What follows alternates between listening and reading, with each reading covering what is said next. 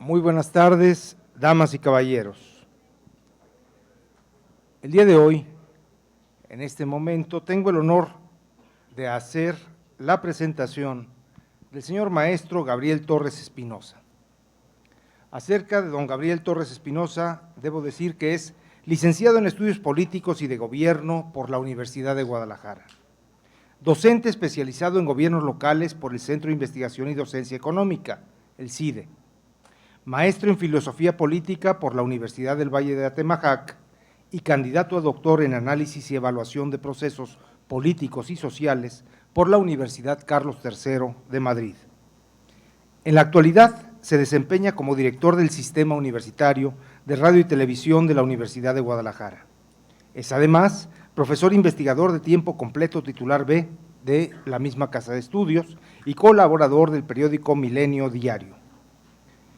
En su experiencia laboral se cuenta haber sido coordinador de la licenciatura en Estudios Políticos de la Universidad de Guadalajara, jefe de la unidad de asesores de la Secretaría General de la misma Casa de Estudios de junio de 2000 a septiembre de 2002, fundador y jefe de la unidad de enlace e información de esta Casa de Estudios de septiembre de 2002 hasta noviembre de 2003, consejero del Consejo de Administración del Centro de Estudios de Opinión, el CEO, de la Universidad de Guadalajara, director de la División de Economía, Negocios y Estudios Internacionales del Centro Universitario de la Ciénega, secretario académico del propio Centro Universitario de la Ciénega en 2004, rector de ese centro universitario en 2005. De 2002 a 2007 fue coconductor del programa Más que Noticias, producido por la Universidad de Guadalajara y transmitido por Televisa Canal 4. Fue consejero ciudadano del Consejo Municipal de Transparencia y Combate a la Corrupción del Honorable Ayuntamiento de Guadalajara de 2002 a 2006, designado por unanimidad de los regidores tapatíos. Miembro del Consejo General Universitario de la Universidad de Guadalajara por el periodo 2005-2006, donde fue integrante de la Comisión Permanente de Ingreso y Promoción del Personal Académico. Director General de Medios de la Universidad de Guadalajara, vicerrector ejecutivo de esta Casa de Estudios y director fundador de Canal 44 y Canal 31.2 en señal internacional de esta Casa de Estudios.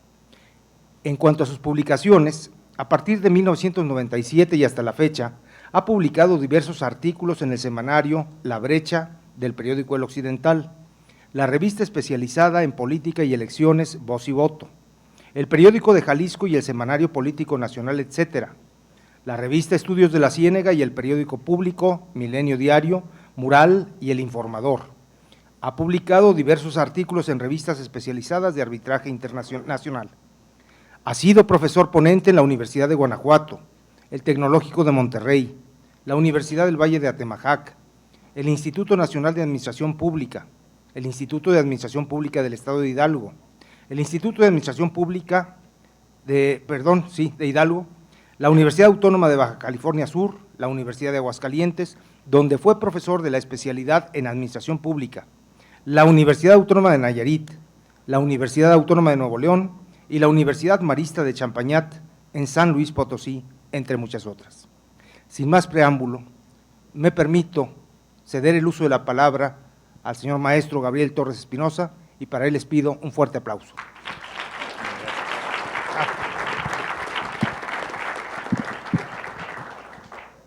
Muchas gracias a Carlos Ramiro Ruiz Moreno por la inmerecida presentación que hace. Si me prestas aquí.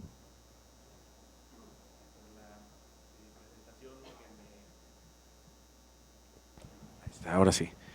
Que me hace objeto y sobre todo por la invitación, quisiera agradecer a la maestría en Derecho, de la cual además soy docente en este momento.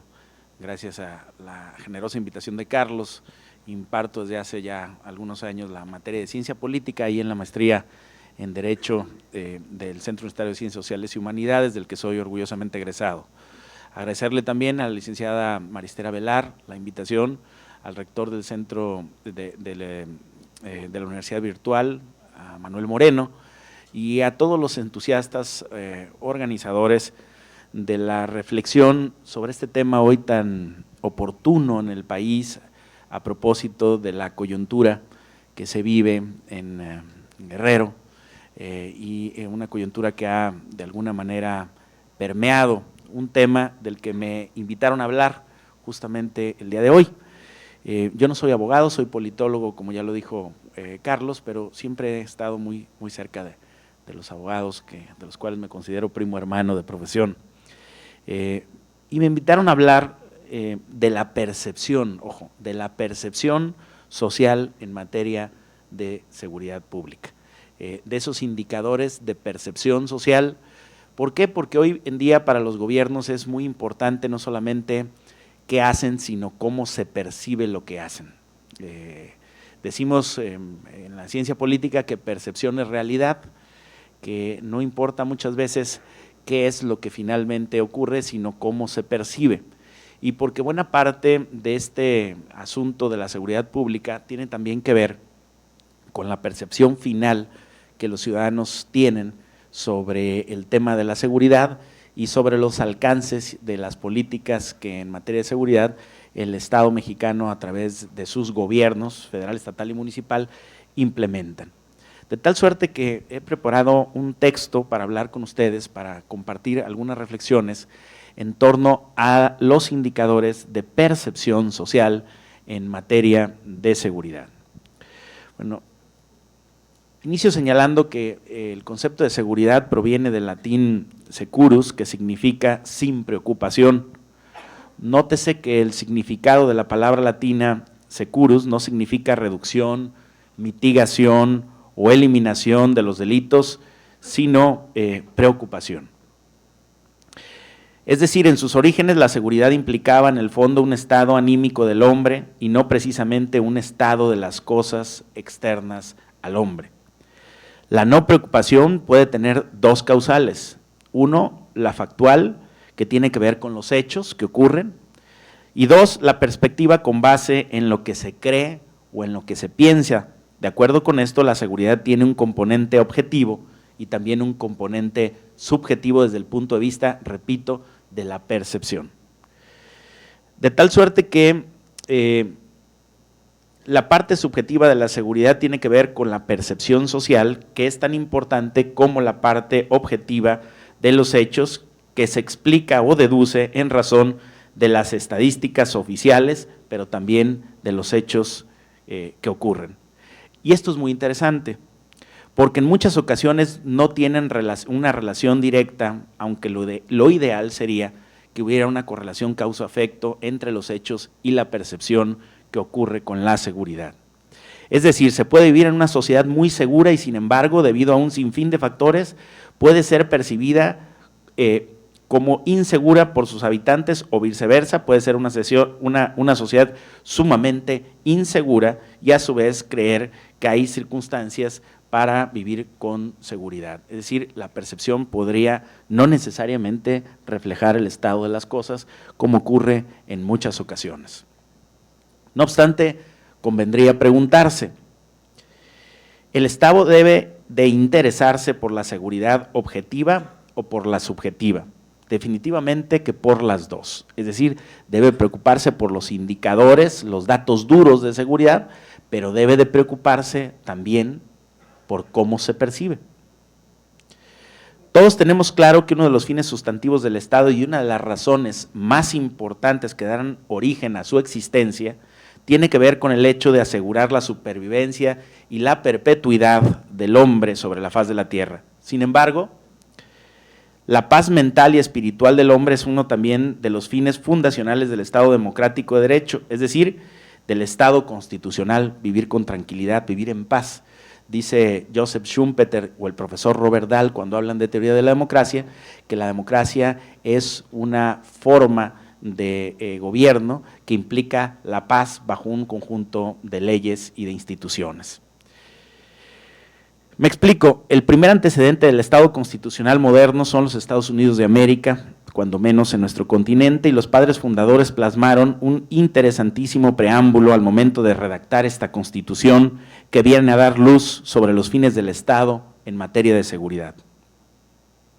El preámbulo es ese texto escrito al inicio de toda Constitución que expone explícitamente las razones que dieron lugar a la fundación del Estado, los fines que persigue y que obligaron a crearlo.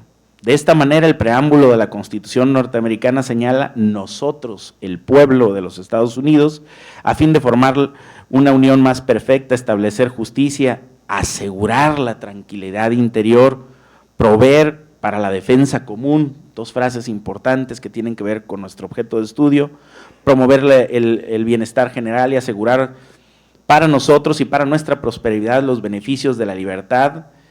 Establecemos y sancionamos esta Constitución para los Estados Unidos de América. Como podemos observar en esta cita, una de las razones que pusieron de manifiesto los padres fundadores de la Unión Americana para la creación de este Estado fue precisamente asegurar la tranquilidad interior de su pueblo.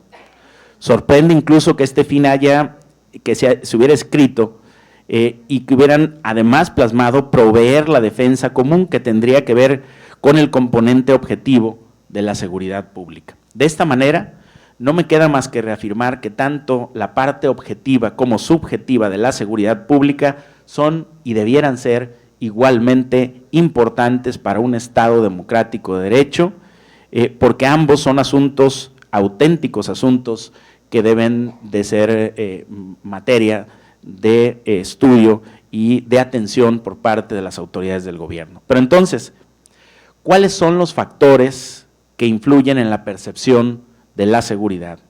Entre los más importantes destacaría la confianza en nuestras instituciones, un tema que hoy, en esta coyuntura, pues es un tema de debate a nivel nacional.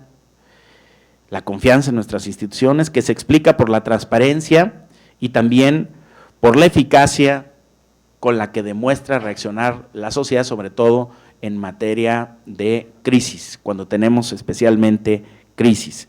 Hoy uno de los temas que más le reclaman, he leído seguramente igual que ustedes, a muchos columnistas que han opinado sobre lo que acontece en el sur del país y, bueno, naturalmente a los actores políticos que buscan sacar raja, que buscan generar percepción en este momento de una dificultad que ocurre en uno de los estados del país, que además es muestra o es tal vez un botón de muestra de lo que en ciernes ocurre en otros estados del país y de cómo estas percepciones dicen que la capacidad de reacción del presidente de la República es el objeto más puntual de la crítica. Por supuesto, hay críticas mucho más exacerbadas, hay críticas más agudas, hay crítica malintencionada también, pero una de las cosas que sin duda es difícil de negar en este momento es que la reacción del Ejecutivo Federal frente a la crisis en Guerrero ha sido, pues, o ha dejado mucho que desear. Incluso los propios partidarios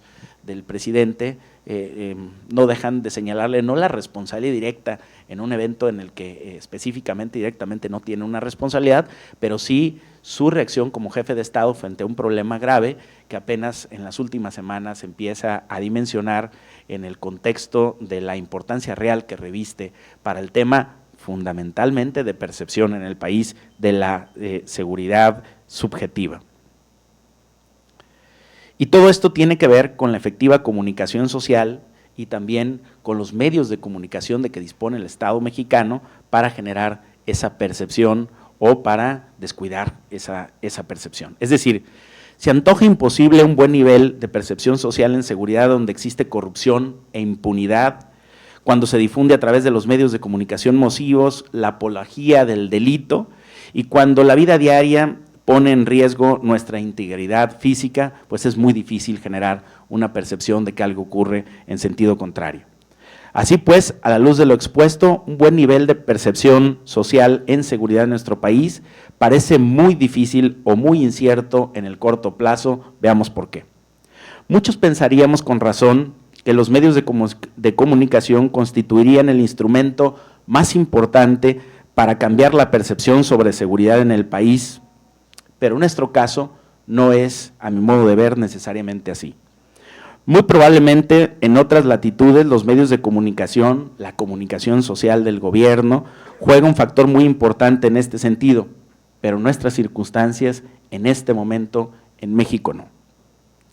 A efectos de ilustrar lo anterior, es preciso señalar que a pesar de que el presidente de la República decidió bajar hace prácticamente 2 años el tema de la inseguridad en sus discursos y en su comunicación política, es decir, eliminar de la radio y la televisión la transmisión de noticias o la generación desde el gobierno federal de noticias referentes al crimen organizado, a las narcoejecuciones, a la foto grotesca y lastimosa de los asesinatos, las narcomantas con mensajes que alentaban el miedo y el terror, el número creciente de secuestros y extorsiones y un largo etcétera. No ha incidido esta política de comunicación, el presidente no habla de eso a diferencia de Felipe Calderón. No obstante, esto no ha incidido o significado una disminución clara sobre la percepción de inseguridad que viven los mexicanos, ni siquiera la ha hecho permanecer intacta, sino que al contrario, la percepción social de inseguridad ha venido creciendo año tras año, como lo reportan algunos datos del INEGI que ahora quisiera compartir. Según la encuesta nacional de victimización y percepción sobre seguridad pública del INEGI, la más confiable en términos de información oficial del Estado, señala lo siguiente: en 2012, el 66.6% de los mexicanos percibían inseguridad. Para el 2013, el porcentaje de la población que percibe inseguridad pasó al 72.3%, creció casi 10 puntos. Ya este año, la cifra volvería a crecer de nueva cuenta para que el 73.3% de los mexicanos mencionara sentirse inseguro en nuestro país. De igual forma, según la misma encuesta, destaca que el principal problema o preocupación que aqueja a los mexicanos es la inseguridad, es decir, sería la principal demanda, el principal tema a atender para las siguientes elecciones, con el 58.1%. Y este tema, pues es un tema que ustedes lo van a ver cuando inicien las campañas el siguiente año, puesto que todos los candidatos hacen encuestas para detectar cuáles son las demandas más sentidas, y como en la elección anterior la demanda más sentida era la seguridad, hoy la demanda más sentida es la seguridad, pero con un 10% arriba de respuestas con respecto a lo que ocurría hace apenas 2 años. Y hago una pausa para comentar aquí.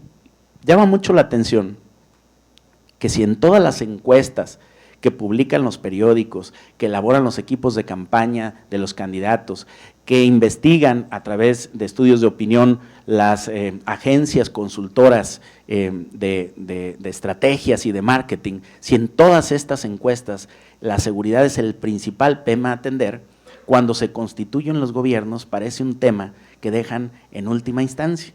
Y ustedes vean cómo cuando llegaron los nuevos alcaldes de la zona metropolitana, el último tema que se tardaron en definir era quiénes eran sus directores de la policía, como si a pesar de ser la demanda más sentida de la población, es un tema que ocupa una tercera o cuarta o quinta posición en la agenda de los gobernantes, porque dicen, es un problema de percepción, la gente se siente insegura, pero en realidad no lo está. El problema es que en política, percepción es realidad.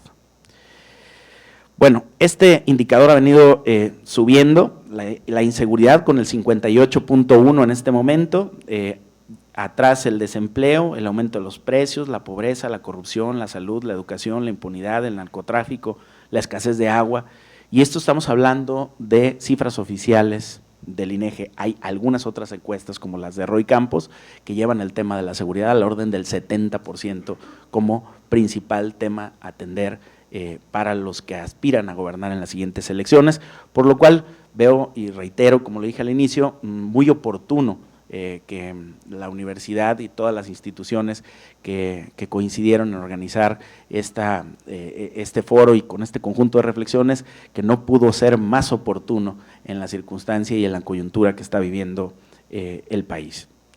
La decisión del presidente, aunque buena, de bajar el tema del narcotráfico y la inseguridad de su discurso frente a los medios de comunicación, en absoluto ha contribuido a la disminución de percepción de inseguridad entre los mexicanos, como lo demuestran los propios datos oficiales del INEGI. ¿Por qué? Bueno, a mi modo de ver, por la lacerante e indignante corrupción e impunidad que se vive en nuestro país y por el creciente número de delitos, sobre todo el fuero común. Y vayamos por partes para entender estos puntos. Resulta verdaderamente lamentable el nivel de corrupción en el gobierno que perciben los ciudadanos mexicanos, si nos comparamos, por ejemplo, con otros países del mundo. Una altísima percepción ciudadana de corrupción en la vida pública, sin embargo, a todas luces, justificada. Según Transparencia Internacional, en su barómetro global de corrupción 2013, que evaluó la percepción ciudadana sobre la corrupción en 107 países de 5 continentes del mundo, señala lo siguiente: los mexicanos consideramos que las 3 instituciones más corruptas son las siguientes: los partidos, la policía y los funcionarios públicos. Fíjense nomás. No obstante, el Estado mexicano, fíjense bien, no despliega una campaña para recuperar cuando menos un poco de prestigio para sus cuerpos policíacos o cuando menos un poco de prestigio para sus partidos políticos. Luego por lo siguiente, y a lo mejor es un tema no muy popular, pero una provocación, no hay democracia posible sin partidos políticos, ni en teoría. No conozco un país que se diga que es democrático y no tenga partidos políticos, lo cual no quiere decir que los partidos sean las únicas vías de acceso al poder, porque hay mecanismos de democracia directa legislados en muchos países. Pero lo que es imprescindible para hablar de una democracia consolidada es partidos políticos fuertes, de tal suerte que decirse que eres prodemocrático y estar en contra de la existencia de partidos políticos fuertes en una democracia es una contradicción. Lo digo porque hay muchos que dicen hoy que la moderna democracia va a fundar pulverizando, desapareciendo de la faz de la tierra los partidos, y no hay una democracia, ni en teoría, no conozco a un teórico de la democracia que nos hable de la organización de una sociedad de masas a través de un modelo de democracia sin la mediación de los partidos. Es decir, hay estados que tienen y que usan mecanismos de democracia directa para decidir algunas cosas, pero es verdaderamente difícil constituir, por ejemplo, un parlamento si no hay partidos políticos, y agrupar el trabajo parlamentario si no es a través de grupos parlamentarios que se coaligan o se cohesionan por ideologías, por razones que los organizan finalmente en partidos políticos, de tal suerte que no hay democracia sin partidos políticos. Los partidos políticos es tal vez, por decirlo así, un mal inherente a las democracias. Y necesitamos partidos fuertes para tener democracias fuertes, sin que, repito, los partidos sean la única vía de acceso al poder. Y entonces algunos dirán, oye, pero es que los partidos son horrorosos, no consideran a la mayoría de la población, excluyen de sus decisiones al grueso del electorado. Bueno, es que el problema con nuestro sistema de partidos, como en muchos otros países, es que tenemos partidos oligarquizados, es decir, al servicio de un pequeño grupo de poder que lo controla. La manera de de hacer de nuestra democracia y de nuestros partidos algo más útil es participar en la vida de los partidos políticos. ¿Qué dice la Constitución en el 41 sobre los partidos? Dice, son entidades de interés público, ¿no? ¿Qué son los partidos políticos? Dice el 41, son entidades de interés público que tienen como finalidad hacer posible el acceso de los ciudadanos al poder público. Pausa. ¿Qué es esto? Que los partidos agrupan ciudadanos y postulan ciudadanos a los cargos de elección popular. No es cierto que cuando perteneces o militas en un partido dejas de ser ciudadano, o que los ciudadanos solamente son los que están afuera de los partidos y afuera del gobierno, como algún discurso maniqueo lo suele repetir con mucha frecuencia. Los partidos agrupan ciudadanos y postulan ciudadanos a los cargos de elección popular. Son entidades de interés público por definición constitucional, tan públicos como el INEGI, como el INE o como las universidades. Y tienen una tarea definida en el artículo 41 de la Constitución. Ahora, si esa tarea que está definida en la Constitución no ocurre, pues no ocurre en buena medida porque no hemos tomado el control de nuestros partidos políticos, que todos ustedes los financian, quieran o no, se den cuenta o no. Los partidos ejercen recursos públicos, no obstante, hasta hace poco vivían en un régimen de excepción, yo creo que el único que tiene el Estado mexicano, porque los partidos políticos no eran… Si tú trabajas en un partido político y recibes el sueldo como dirigente de un partido político, eres en esencia servidor público, pero no se consideran servidores públicos porque trabajan en una entidad pública definida constitucionalmente y el pago viene del erario, del pago de sus impuestos. Pero los que trabajan en un partido político no son sujetos de la Ley de Responsabilidades de los Servidores Públicos, no son sujetos obligados de la Ley Federal de Transparencia. El IFAI no les puede pedir cuentas a los partidos y tampoco son sujetos obligados del órgano superior de fiscalización del Estado mexicano. Tienen una fiscalización a través del IFE que no es ni siquiera fiscalización, es una mera comprobación de lo que se gastan. Por eso el niño verde llega y presenta una factura y dice, pues fue en mi yate y me gasté 3 millones de pesos en una fiesta y queda comprobado. Porque no tienen que justificar, solo comprueban que se lo gastaron. Aquí está una nota y ya, ¿no? Y a eso se reduce la fiscalización que se hacen sobre los partidos porque tienen un régimen de excepción que no tienen ni las universidades, ni el sector salud, ni ningún otro sector del Estado mexicano tiene el régimen de excepción que tienen los partidos, y voy con más prerrogativas. Tienen exenciones fiscales, no pagan impuestos los partidos, ¿no? Hasta hace poco, ahora ya no es necesario, tenían franquicias postales y telegráficas, ¿no? Y además no son sujetos obligados de nada, ni de la ley de responsabilidades, ni de la ley de transparencia, ni del órgano de fiscalización del Estado mexicano. Entonces díganme si las universidades, el sector salud o cualquier otra, alguna otra dependencia pública definida a nivel constitucional tiene ese régimen de prerrogativas y de excepciones tan notable como lo tiene el Estado mexicano. Voy a una cosa más, hasta antes de esta reforma electoral, en México había leyes de todo, de la clonación y de cosas absurdas, pero había leyes. Pero no había una ley federal de partidos políticos. Es decir, los partidos no estaban regulados. Había un capítulo en el desaparecido COFIPE que hablaba de los partidos políticos, pero para tiempos electorales. Pero fuera de tiempos electorales, ¿con qué se regulaban los partidos? No, pues con estatutos, pero los estatutos es una carta de buenas intenciones que se cumple o no se cumple. Porque hasta hace poco no se podía demandar el cumplimiento de una disposición estatutaria en un tribunal incorporado a un órgano jurisdiccional del Estado mexicano, porque era un manual de procedimientos internos, a eso se reducía, los estatutos no eran una ley. Recientemente, por jurisprudencia del Tribunal Federal, es que se han metido a obligar a los partidos a que cumplan sus estatutos, sobre todo cuando esas disposiciones estatutarias afectan derechos electorales o derechos políticos, pero ni eso. Es decir, el COFIPE decía, es obligación de los partidos tener estatutos, pero no es obligación cumplirlos.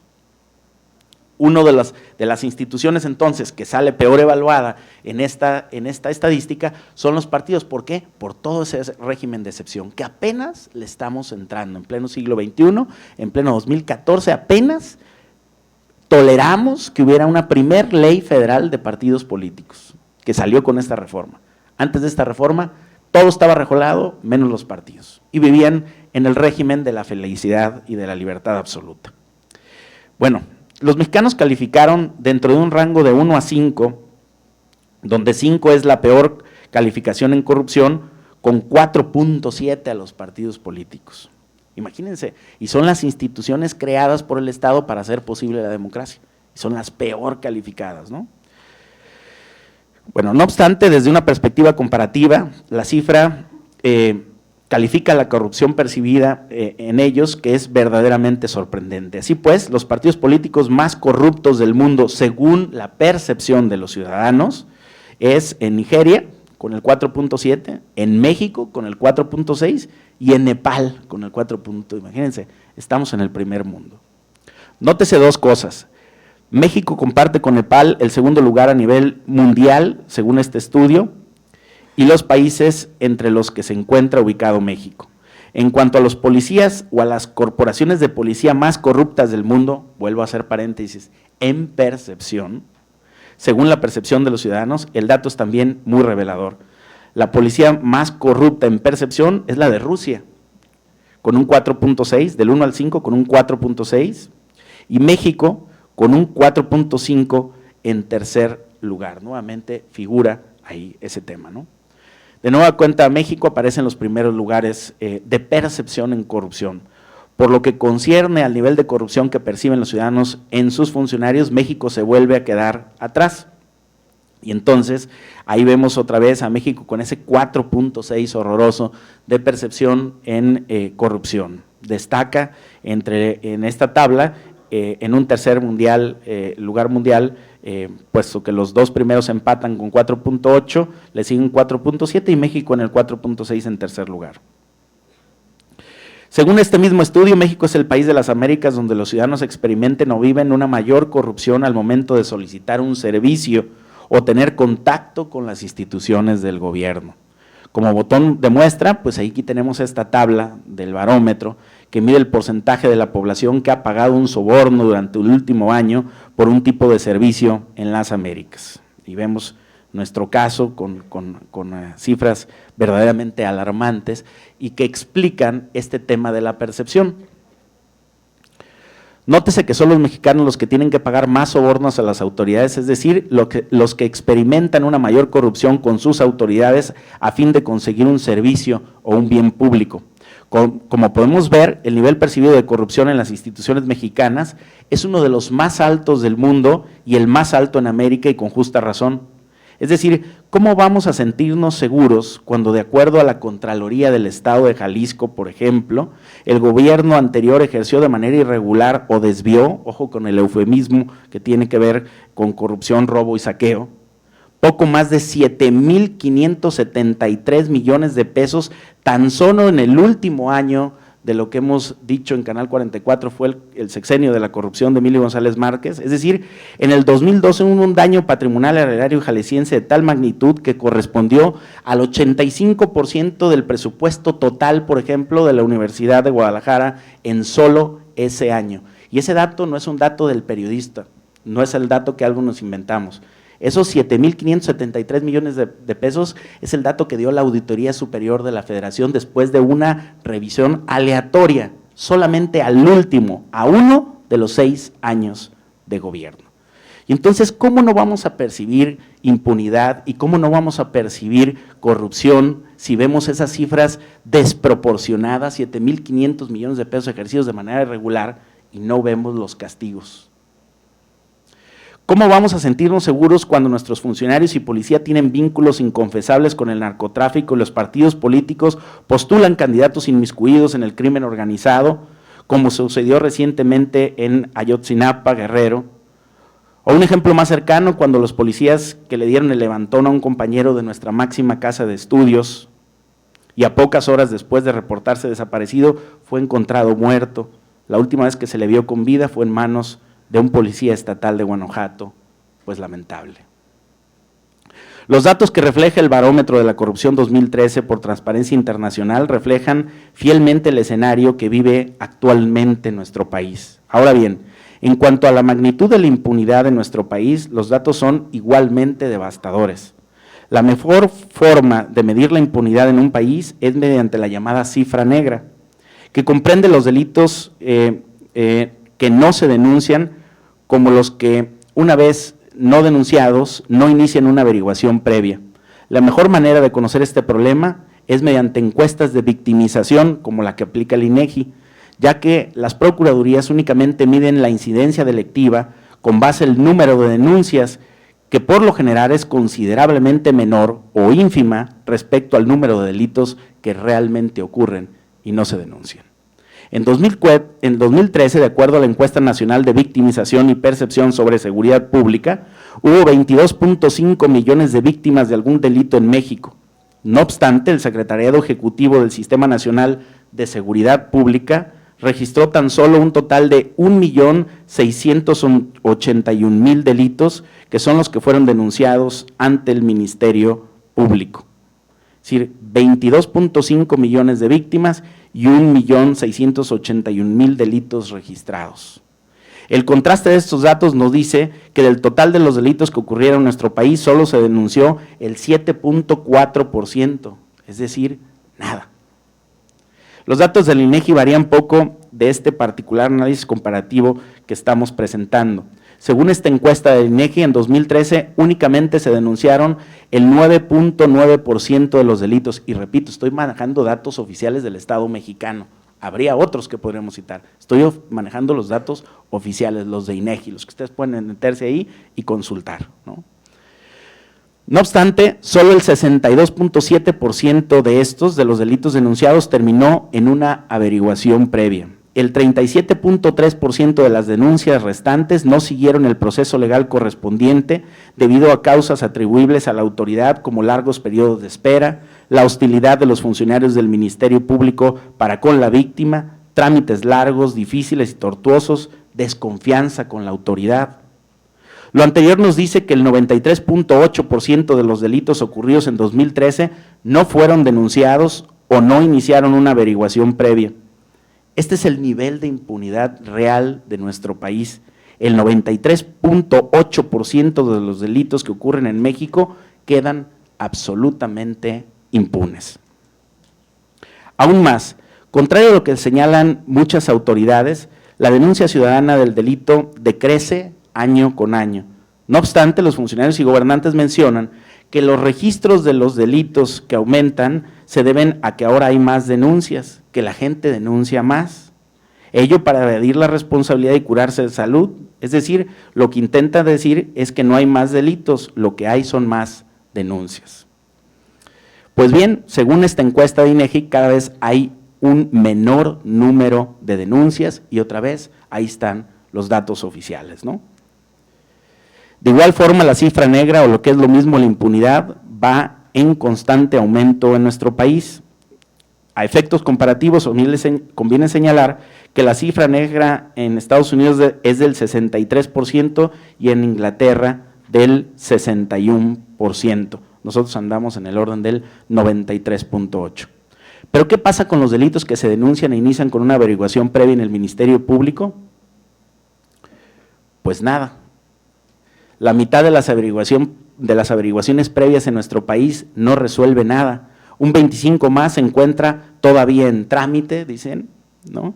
Y solo el 7.5% de las averiguaciones previas sirvieron para poner al delincuente a disposición de un juez. Y de ese 7.5%, la mitad obtuvieron la libertad del juez, porque nuestro sistema judicial hace su parte en todo este proceso de corrupción, generando libertades, otorgando amparos precautorios para que los delincuentes, aún en flagrancia, no puedan ser detenidos por la autoridad. Entonces estamos en un círculo vicioso donde también llegamos, y lo he señalado en otros foros.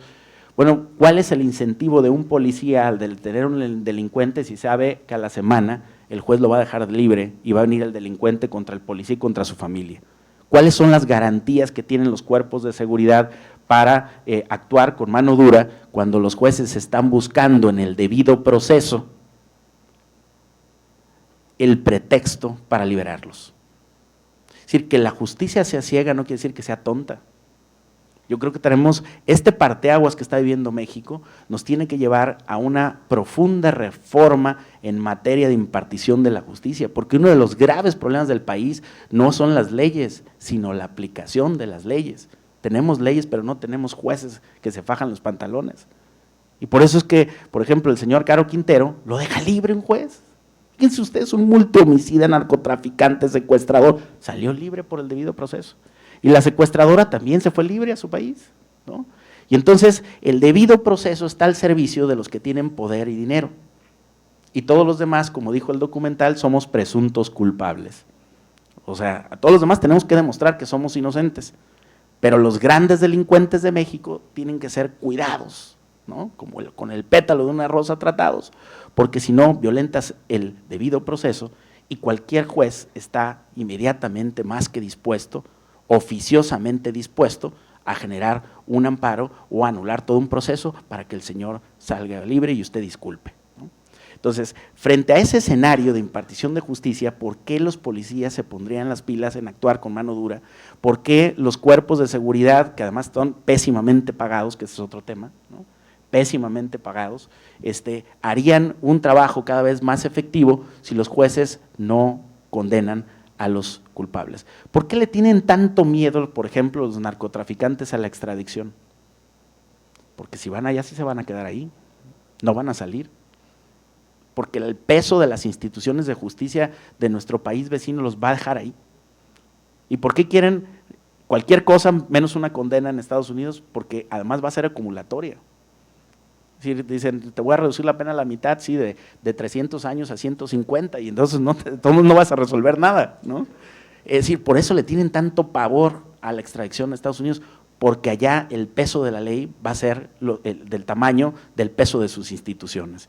Y aquí el tamaño de la sentencia va a ser del peso y de la fragilidad de las instituciones mexicanas que imparten imparten, entre comillas, justicia. Pero ¿qué pasa con los delitos que se denuncian e inician en una averiguación previa por el Ministerio Público? Pues nada, decíamos, ¿verdad?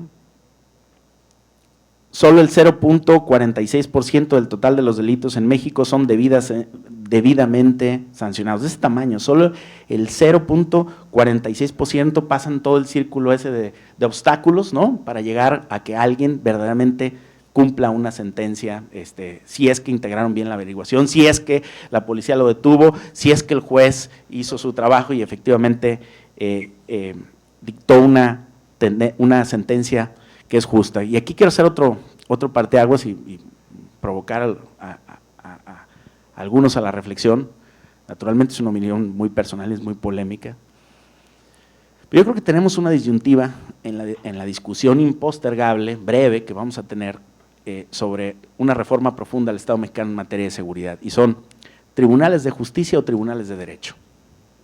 Vamos a tener tribunales que se ajusten al debido proceso y sigan emitiendo sentencias injustas, liberando culpables, dando amparos a criminales, incluso en flagrancia, o vamos a tener tribunales que efectivamente hagan justicia, impartan justicia y le sirvan a la sociedad, tengan algún propósito social positivo, que impacten de manera positiva en lo que se llama la consolidación del Estado de Derecho. Yo creo que ese es el tema de fondo que tenemos que discutir, y luego tenemos los cómo, que si los juicios orales, que si le ponemos aquí, que si aumentamos el personal, que si subimos los sueldos, pero la discusión de fondo es, a ver, ¿vamos a seguir la receta de cocina aunque emitamos al final una sentencia injusta? ¿Esa es la tarea de los jueces, ministros y magistrados? ¿O es impartir justicia? ¿O entonces el debido proceso nos debería llevar siempre a una sentencia, a emitir una sentencia o a resolver una sentencia justa? El problema es que eso no está ocurriendo.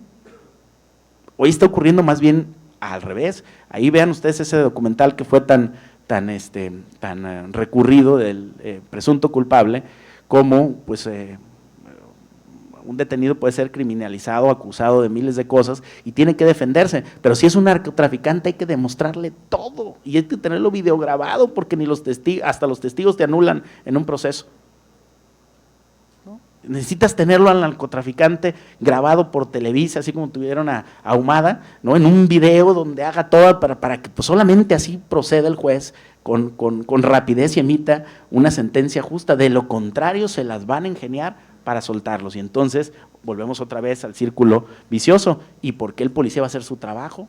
Agarrarlo y soltarlo para que luego venga contra él, y además con una estructura criminal mejor equipada que la que tiene el Estado mexicano, ¿no? Entonces estamos en un problema, yo creo que un problema muy severo y en un parteaguas, me parece, de la coyuntura nacional, donde el presidente tiene dos opciones: o plantea una reforma profunda a la impartición de justicia, o aquí se acabó el sexenio, porque ¿cuál es la legitimidad que va a tener si ese asunto sigue reproduciendo? Y ustedes dirán, ¿es el caso nada más de Guerrero y ahí? No. Vayan ustedes a los municipios pequeños de aquí, de nuestro estado, o en Michoacán, o en Tamaulipas, o en Sinaloa, y el bolero de la plaza les dice quién es el que maneja la plaza, y les dice cuál es el narcotraficante, y cuántos policías de esos están al servicio. Todo el mundo lo sabe. Aparentemente los únicos que no lo saben son las autoridades. ¿Por qué? Porque tenemos una tolerancia muy alta al crimen organizado, y tenemos esa tolerancia muy alta al crimen organizado porque tampoco tenemos un aparato judicial para hacerle frente. Ese poderoso negocio del narcotráfico que genera miles de millones de pesos es capaz de infiltrar a cualquier institución, tanto el Poder Ejecutivo como del Poder Judicial, incluso hasta del Poder Legislativo. Ya puedo decir que podemos hablar también de narcobancadas en el Congreso Federal.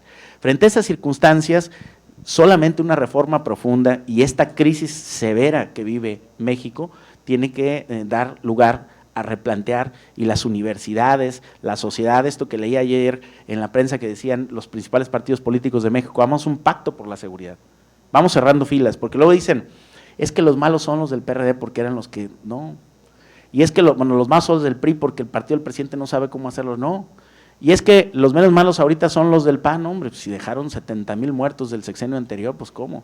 Entonces la siguiente elección va a ser la de los malos con las peores y los mucho peores, ¿no?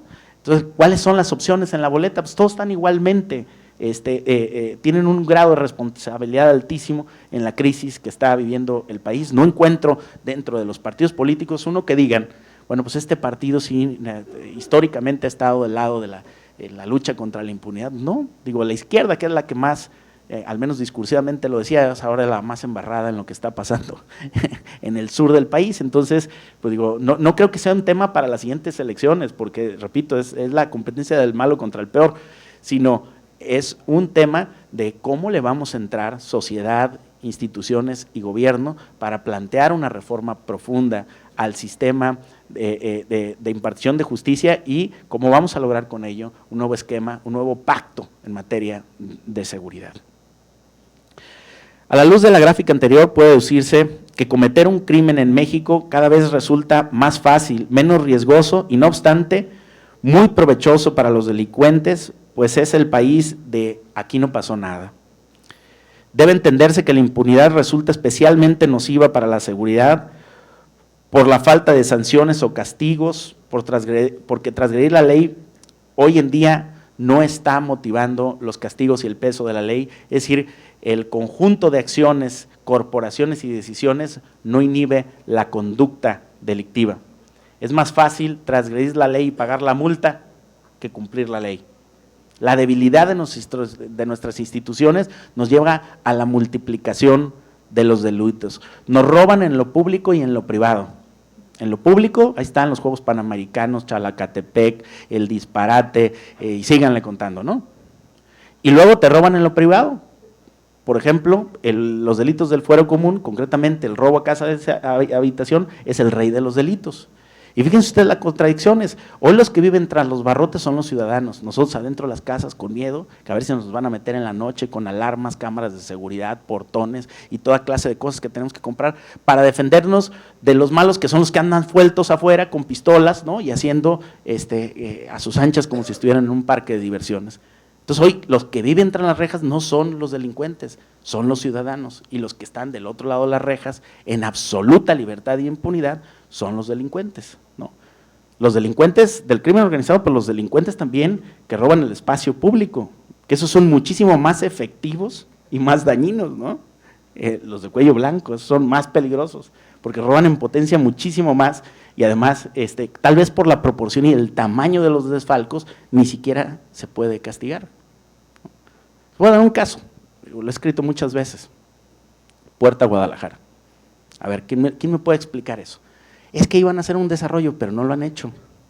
Es que hace 10 años le entregaron al grupo español unos terrenos, propiedad del ayuntamiento, un activo público, para que hicieran algo ahí, no lo hicieron.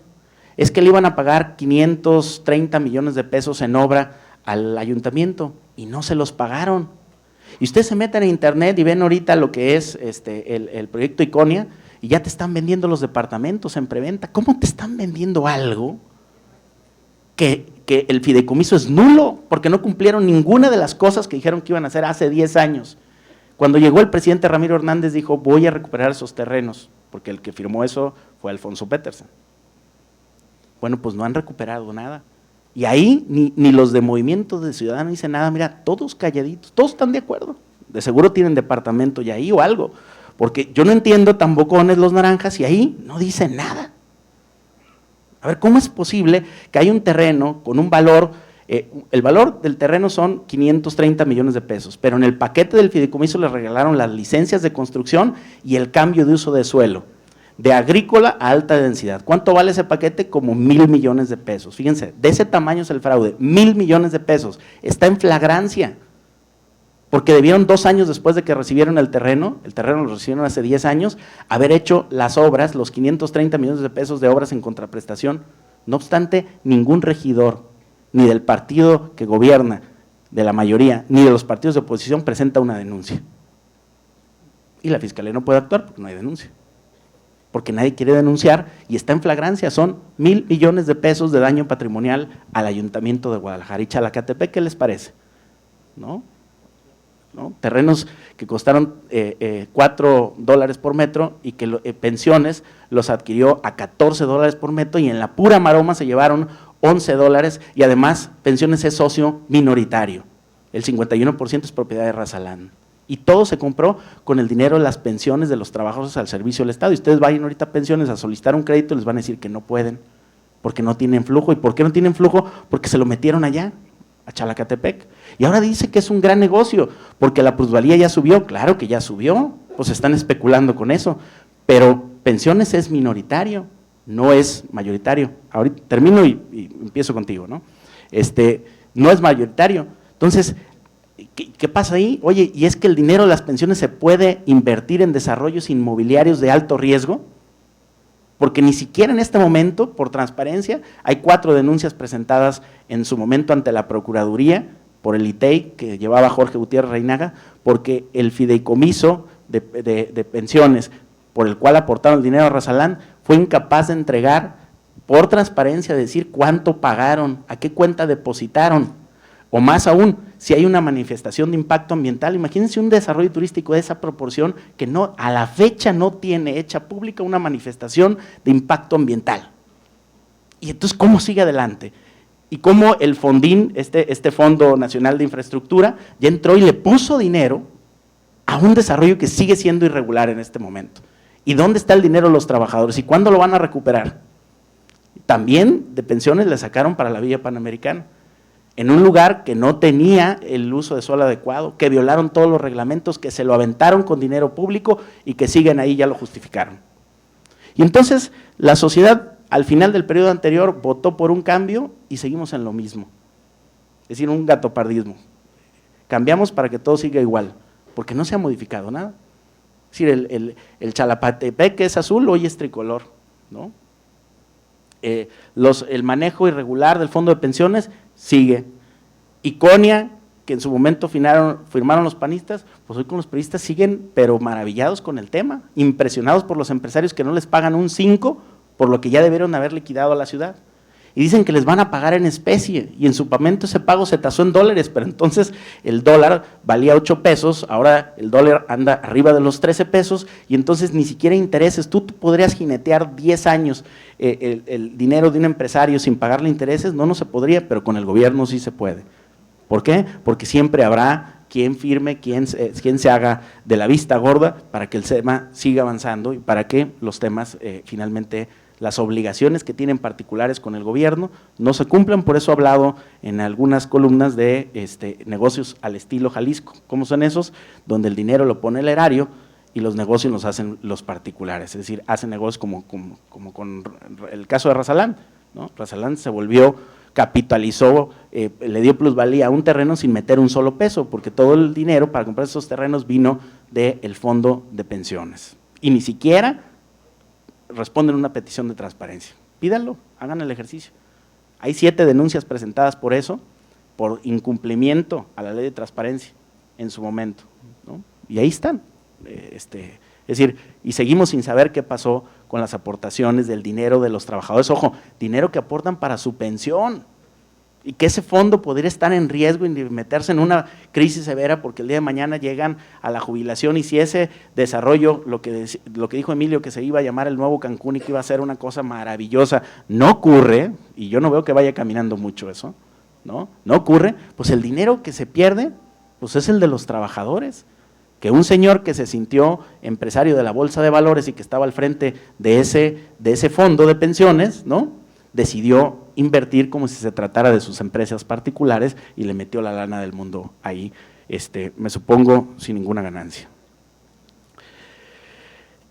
En nuestro caso, podemos inferir que si los medios de comunicación y la comunicación social no han sido capaces de reducir en absoluto la percepción de inseguridad en nuestro país, el combate a la corrupción y a la impunidad, así como la disminución efectiva de los delitos del fuero común, estas son las asignaturas pendientes para avanzar positivamente en este tema tan delicado. Y quiero pasar precisamente a este punto de los delitos del fuero común. Otro factor muy importante para generar el clima de percepción de inseguridad en nuestro país tiene que ver ciertamente con los delitos específicamente de los que hemos sido víctima, Y la principal victimización de un delito en los mexicanos corresponde en su mayoría al robo patrimonial, de pertenencias, del transeúnte, del de casa habitación, del de negocio, del de automóvil, del de autopartes. Veamos qué dice esta encuesta de INEGI, que señala que la tasa de los delitos de nivel nacional por cada 100,000 habitantes por delito en un comparativo de 2012-2013 finalmente también ha venido creciendo, y esto pues naturalmente también abona al clima de la inseguridad. Es decir, toda esa percepción de inseguridad no solamente tiene que ver con las ejecuciones, con el tema del narcotráfico o con lo que está pasando en Guerrero. El clima de percepción tiene que ver con que casi cualquier ciudadano puede decir, a mí me pasó a mi vecino, le pasó a mi hermana, le pasó a mi primo, le pasó a mi sobrino. Es decir, en nuestro círculo cercano tenemos una víctima, si no es que varias víctimas del delito, y concretamente del rey de los delitos, que es el robo a casa habitación. Como podemos apreciar, el robo en todas sus modalidades es el tipo más frecuente de delito, y no en Jalisco, a nivel nacional, naturalmente también en Jalisco. Es decir, los delitos del fuero común, específicamente el robo, son los que más afectan a la sociedad y por consiguiente los que más vulneran su tranquilidad al interior. De igual forma, de la gráfica anterior destaca que cada vez hay una mayor incidencia de delitos del fuero común, específicamente de robo. Esto significa, en buena medida, la capacidad de revertir la cada vez más alta percepción de inseguridad en México, que corresponde a trabajo fundamentalmente a realizar en las entidades federativas. Estas cifras coinciden con los datos oficiales del Secretariado Ejecutivo del Sistema Nacional de Seguridad Pública, que señalan que de enero a septiembre de este año, el 86% de los delitos denunciados que se cometen en el país son del fuero común, y el robo en todas sus modalidades es por mucho el delito con mayor incidencia a nivel nacional. Insisto pues, para disminuir la percepción de inseguridad en los mexicanos se hace necesario que los delitos del fuero común, específicamente el robo, disminuya. Y para eso tenemos nuevamente que insistir en el tema de las policías, pero también tenemos que insistir en el tema de la impartición de justicia, ¿no? Pasa que lo agarras y te lo dicen nada más, 3 días después está fuera. ¿Por qué? ¿Tiene usted un testigo? No, pues no, se me robó la casa cuando no estaba, ¿no? ¿Lo tiene grabado? No, pues no lo tengo grabado. Entonces, como no tiene pruebas, pues sale. Y viene para afuera y nuevamente a corretearlo, ¿no? Entonces, el cuento de nunca acabar. Bueno, traigo algunos otros delitos, pero ya me extendí mucho, entonces no quisiera ya hablar más de eso, quisiera concluir con un par de reflexiones. El tema de la percepción sí tiene que ver con comunicación, pero no se resuelve comprando más spots ni haciendo campañas. El tema de la percepción, a mi modo de ver, impacta fundamentalmente con un tema que está en como dijeran los sociólogos, en el imaginario colectivo de la población. ¿Y cuál es? El tema de la impunidad. Estamos en el país de que aquí la haces, pero no la pagas. No tienes ni la fuerza para que los detengan, y si los llegan a detener, muy seguramente no serán procesados. Menos del 1% llega finalmente a cumplir el castigo del 100% del total de los delitos que se denuncian de acuerdo a las cifras oficiales del INEGI, y a mi modo de ver, este es el principal problema que hoy afecta el tema de la percepción en materia de seguridad pública, que es el objeto que generosamente la licenciada Velar me invitó a platicar con ustedes el día de hoy. Buenas tardes.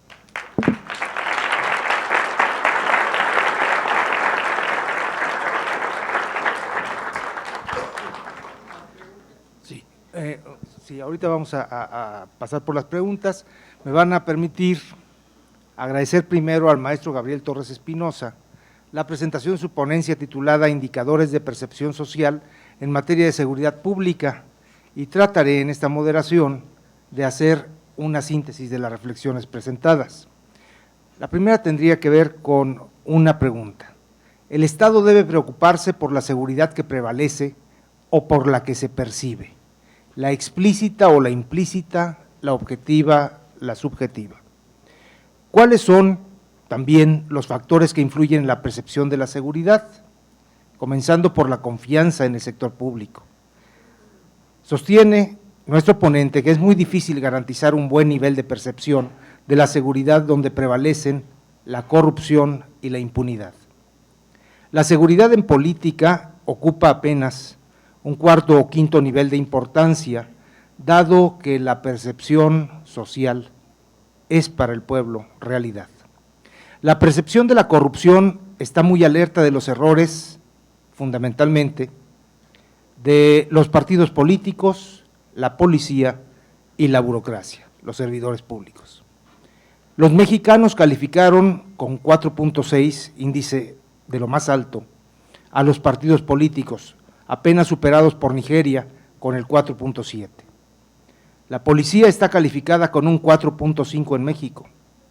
La corrupción de los servidores públicos en México está calificada con un 4.6.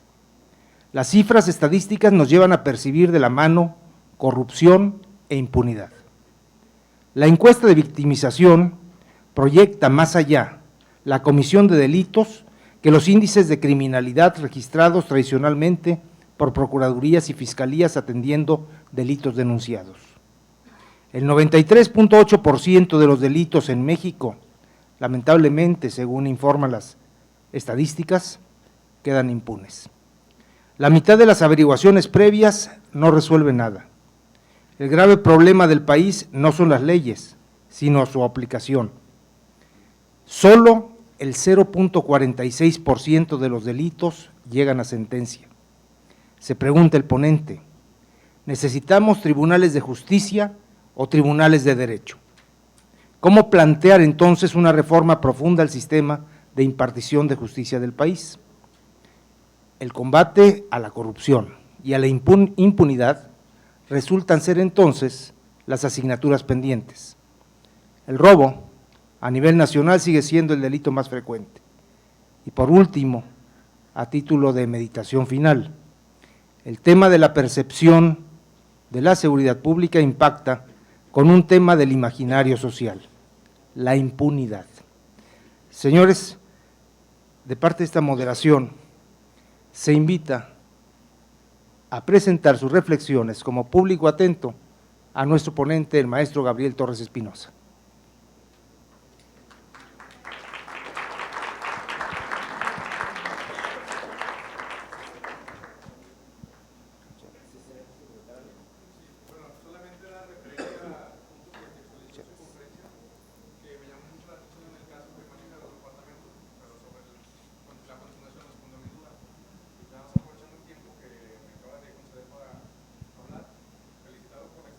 Muchas gracias.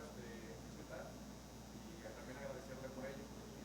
También es lamentable que en este punto, yo no soy de Guadalajara, soy de Lagos de Moreno, pero es lamentable que ver este punto que fue muy importante entre dentro de la estadística que nos presentó en la conferencia. Solamente te lo quería comentar. Gracias. Gracias. ¿Y este es? Este es el otro que nos presentan. No existe el Estado de Derecho, dice. Haciéndola de abogado del diablo, los policías, híjole, del Ministerio Público, la Comisión Nacional de Derechos Humanos, todo esto queda en el aire, sí, pues es que necesitaría como un libro, ¿no? Y unos 2 días para entrarle a todos los temas, porque cada tema, el Ministerio Público, los derechos humanos, en efecto, todo esto que tienes razón, no lo mencioné porque básicamente me pidieron, habla de la percepción, ¿no? Pero el tema ya de la seguridad objetiva, es decir, la que tiene que ver con los casos y cómo estos casos influyen y cómo se resuelven y cómo se abordan por las instituciones del Estado mexicano, es muchísimo más complejo y seguramente que a lo largo de este evento se podrán abordar mejor por otros ponentes. Maestro Gabriel, hay otras preguntas que nos han presentado, pero efectivamente la dictadura del tiempo, que en otras ocasiones nos ha cortado feamente la cabeza, nos exige hacer lo propio y otorgarle un reconocimiento de parte de los organizadores, que me permito dar lectura de manera muy breve. Dice así: Primer Congreso de Seguridad Ciudadana y Desarrollo Urbano otorga el presente reconocimiento al maestro Gabriel Torres Espinosa por participar como ponente en el Primer Congreso de Seguridad Ciudadana y Desarrollo Urbano con el tema Indicadores de Percepción Social en Materia de Seguridad Pública, efectuado los días 3 y 4 de noviembre de 2014 en la ciudad de Guadalajara, Jalisco. Están firmando el señor maestro Manuel Moreno Castañeda, rector del Sistema de Universidad Virtual de esta Casa de Estudios, el señor licenciado José Trinidad Padilla López, diputado presidente de la Comisión de Desarrollo Urbano del Congreso del Estado, el maestro Luis Carlos Nájera Gutiérrez de Velasco, fiscal general del Estado de Jalisco, y la licenciada Cintia Patricia Cantero Pacheco, presidente del Consejo del Instituto de Transparencia e Información Pública, también del Estado de Jalisco. Mi maestro, muchas gracias. Y muy reconocido. ¿Responder una? Mira, hay una que no me la puedo aguantar porque me la dejaron aquí, y además porque tiene que ver con nosotros. Alguien nos pregunta, no puso el nombre, pero dice, ¿cómo considera que los medios de comunicación contribuyen a la percepción de inseguridad? ¿Tenemos medios sensacionalistas o medios objetivos? Rápidamente, dos casos. Los noticieros de más audiencia, por ejemplo, del centro occidente del estado, no voy a decir ni nombres ni empresas porque ustedes ya saben cuáles son, agarran rating y vean ustedes, cuando lo vuelvan a ver, acuérdense de esto que les dije, agarran rating iniciando con el muertito, la violada, el golpeado, el atropellado, es decir, haciendo una apología del crimen. Pero ese no es el problema, hay otros problemas y hay otras maneras más ingeniosas de contribuir a este asunto. Por ejemplo, lo que está haciendo Univisión con su serie esta del Señor de los Cielos, una apología del narcotráfico, con actores apuestos, ¿no? Chicas apuestas, ¿no? Y toda una historia de que el narcotraficante es un buen padre, es alguien leal con sus colaboradores, es un hombre exitoso, es valiente, es intrépido, es arrojado, y toda esta percepción llega, y sobre todo, vean ustedes en redes sociales cuántas hijas de familia suben una percepción del artista del Señor de los Cielos, y es que guapo, que me gusta mucho, ¿no? Porque la televisión, con la idea del rating y de hacer una novela, pero una novela de narcotraficantes donde los buenos son los narcotraficantes, ¿verdad? Los apuestos y los guapos de la telenovela, los papeles estelares son para los narcotraficantes. Y entonces tenemos, como pasó también en Colombia, con los amigos colombianos que estaban aquí hace un rato, El Patrón del Mal, la serie de Pablo Escobar, que hicieron, y son series de altísimos niveles de rating. O sea, cada emisión tiene los niveles de rating de un partido de la Liga MX de fútbol, que son los que más registran. O sea, de ese nivel está ahorita la audiencia, y vean, estas series están en Netflix, están en todas las plataformas. No digo que no hay que verlas, porque yo creo que no coincido en la censura. Lo que creo es que cuando dedicamos los recursos públicos de la producción audiovisual a producir series que hacen una apología del narcotráfico, del sicariato, del asesinato, de la tortura, de la muerte, y lo hacemos parte de nuestra convivencia, y lo hacemos ya un tema hasta cultural, intrínseco, ¿no? Así son los mexicanos, son muy fregones porque tienen a los narcotraficantes más importantes del mundo. Cuando hacemos eso, estamos contribuyendo, como esta crítica que nos hacen aquí, dice, pues efectivamente estamos contribuyendo no solamente a la percepción, a la inseguridad en sí misma, porque cuántos Amados Carrillos y cuántos Pablo Escobar y cuántos Ernestos Fonseca se están generando a partir de ese ejemplo a seguir, de esa reflexión, de ese mensaje implícito que traen esas series, y que muchos están recibiendo de esa manera al seno de su hogar, ¿no? Entonces yo creo que ahí, en efecto, también los medios jugamos un papel negativo, no solamente las instituciones que he mencionado, sino en muchas ocasiones los medios hacemos una apología del crimen como una manera fácil de ganar rating.